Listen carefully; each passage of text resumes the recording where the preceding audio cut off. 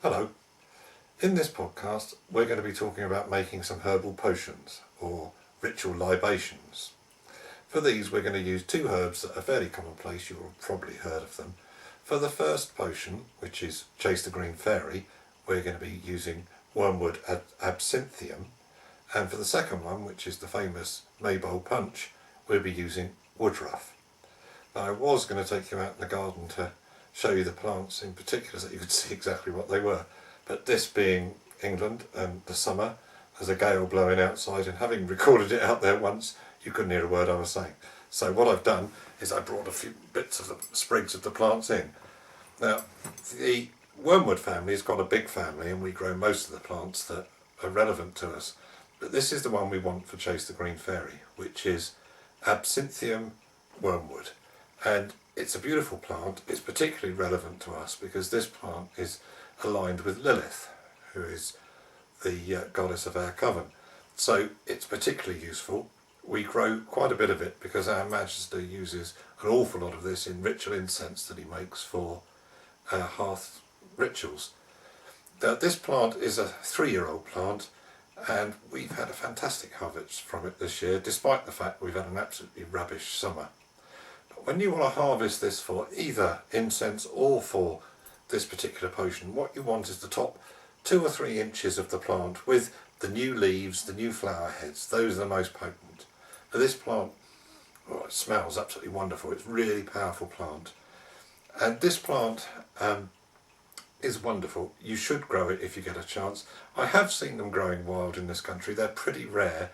This year, for the first time in about 20 years, I saw one growing in a particularly picturesque spot by the river at Wimborne, but it's the only plant I've ever seen in 20 years, so please don't take them from the wild if you find them. You can get these from specialist herb growers. If you're in Glastonbury, have a look outside Starchild. They often have small plants grown by a local nursery. Sometimes you can get them there, or most herb specialist garden centres will be able to supply you with them. And the other herb we're going to use for the Maybowl punch is this one, which is very tiny, so you're going to have a job to see it, unfortunately. But this is woodruff, and it's a tiny ground cover plant. It does grow in this country, mostly in the south of England, and it's a ground cover plant that grows in broadleaf woodland that is particularly sparse, so that it gets a bit of light. If you're going to grow this, grow it in pots because it will take over your entire garden if you don't. It's a beautiful plant, and this plant we want to use in the spring for Beltane, which is when Maybowl punch is drunk. And in spring it's a carpet of tiny white flowers. It's a beautiful plant. When dried it smells like new mown hay. It's beautiful. Grow it, give it a go. It's fun to grow these things. Right, so let's make some herbal potions. Now, the first one we're going to make is Chase the Green Fairy. Most people just call it Green Fairy. And some of you may well have heard the term before. It's a term used by people who like to drink absinthe. Now, absinthe is a drink that goes back perhaps 500, 600 years, and it's brewed by monks on the continent, and it is powerfully strong stuff. It's brewed with a recipe, I think, of about 140 different herbs, all of which are secret, of course. But we do happen to know that the main ingredient of absinthe is this, wormwood absinthium, which is the plant we saw outside. Now, in most parts of the United States, absinthe is illegal, and in this country, distilling anything is illegal, so we're not going to be doing that. What we're going to do is make up a mixed potion, sort of lazy man's way to make absinthe, really. Now, what we need to do is we need 3 very large fistfuls, handfuls of the fresh herb. Now, as I explained outside, you want the top 2-3 inches of the herb, and you need quite a big handful. Then that's the main ingredient which is going to give you the effect. And here I want to tell you that the active ingredients in wormwood absinthium, there are 2. There is absinthine and the other is thione. They're sort of classed as a narcotic stroke analgesic, and they are quite powerful, but in the doses we'll be doing, they will give you an effect, but they're not going to be terrible. The thione, which is one of the ingredients in this, it's actually a volatile oil which is in part of this, can be addictive, but to do that you would need to drink several bottles of this every day for several months, you would be a raging alcoholic apart from anything else, and I don't think you would physically be able to do such a thing.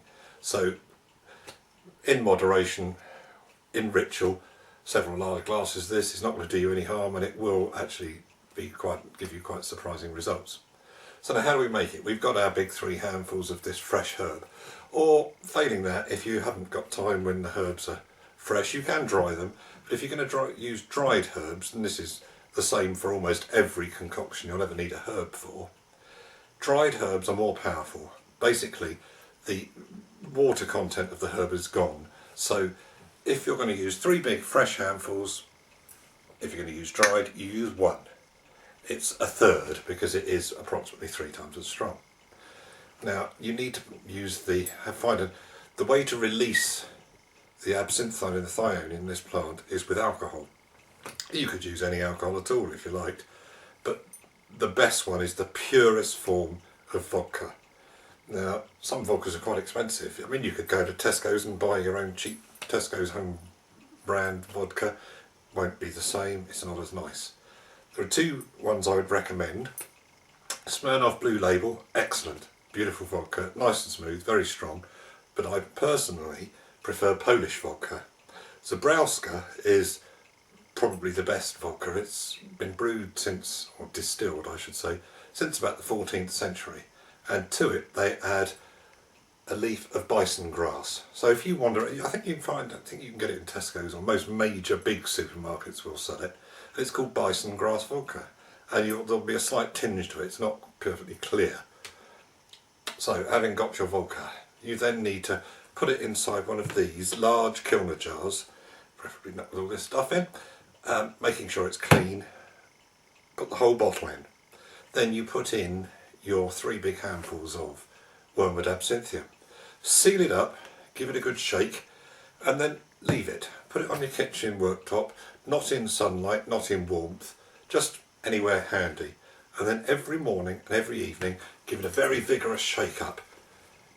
After 10 days, what you then need to do is to get yourself a big bowl, and you pour through a sieve the entire contents, sieving out the worst of the large pieces of plant, which you pummel through with your fingers.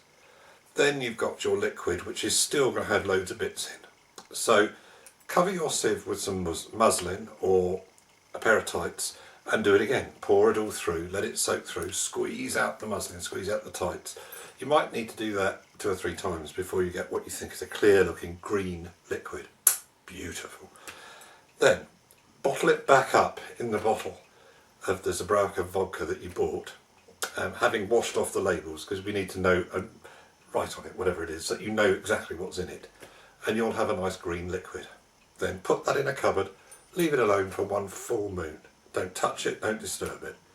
When you've had your full moon, bring out the bottle and you'll see at the bottom sediment, probably half an inch of the bottle. It's quite an art then.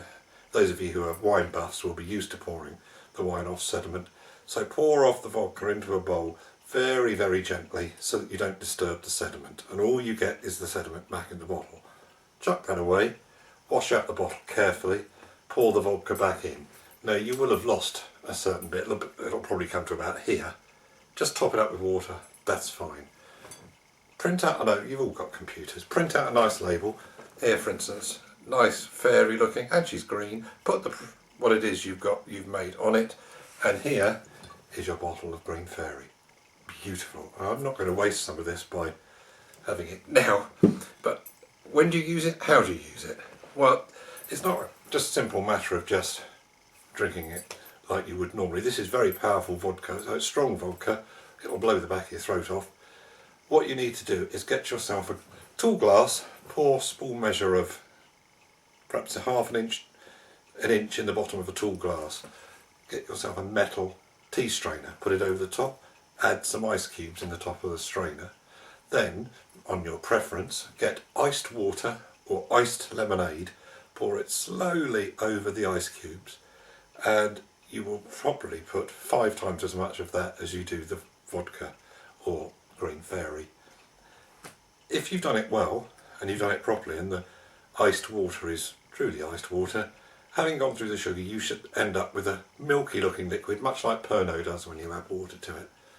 Now this is something you would use in ritual mostly. I would suggest anybody who's in a ritual circle can use this, can drink this. 1 large glass, 2 large glasses is usually plenty enough.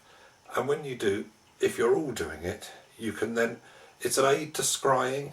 It can really heighten your, it's like, I don't know, bourbon, scotch, gives you that sort of feeling of being slightly intoxicated, but it's a clear intoxication. It doesn't affect your brain, and so you can really focus on it. And it's a fantastic stuff for scrying, or if you're going to do ritual journeying as a group, perfect, ideal. Give it a go, it's great fun, it's safe, it is alcoholic, don't go mad with it, but have fun with it, it's great. Right, now we're on to our second herbal potion, and this one's great fun. This one is designed for Beltane, so enjoy it. It's easy to make, anybody can do it, piece of cake. And what you end up with is this, which is Maybowl Punch. This is a North European concoction really. It's probably comes from Bavaria. The first recipe was 16th century, but there were writings about it in the 12th century from northern Germany. And it's a perfect way to celebrate Beltane. Now, the active ingredient is woodruff, and woodruff has an ingredient called coumarin. And coumarin is a relaxant. It's fine, it's lovely. It's not dangerous, it's not a narcotic, but it is a relaxant. And so what we do is we go out and we gather about 100 grams of woodruff. Now, if you're doing this at the right time for Beltane, at that time, woodruff, weather permitting, is a mass of tiny white flowers. Brilliant, pick a lot. You want about 3 inches of the top of the plant, fairly short plant, so you want the newish leaves, and if there are flowers on them, great, use those as well.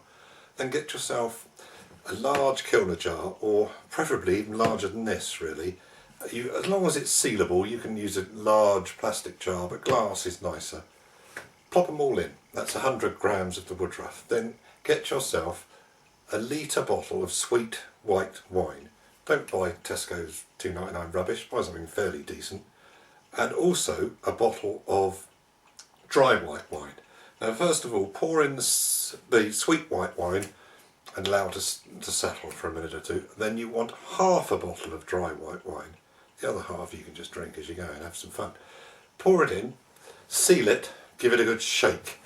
Then what you need to do is make sure you really have mashed up the plant, break them up a bit so that the goodness can come out of them. And then just leave it overnight in a cupboard. It doesn't need to be outside or inside, anywhere at all, nowhere warm, just leave it overnight. The next day, as with the green fairy, sieve off all the green gulpy bits. You don't want any bits of plant material left in it. Squeeze them all out through the muslin so it's as clear as possible. Bottle it back up, put it in the fridge, chilled. That is then usable that day. I mean, because it's got plant matter in it, I would advise you to drink it that night. Don't make it 3 or 4 nights in advance, make it 1 night in advance. And basically everybody has it in the hearth. Everybody would drink several glasses of it. I mean, it's like drinking nice wine, but the coumarin, which is the active ingredient in it, lowers inhibitions and allows you to have some fun. So be aware, men get rampant, women get raunchy. It's what it's designed for. It's designed for Beltane. Drink it, have fun, enjoy yourselves. Thanks ever so much.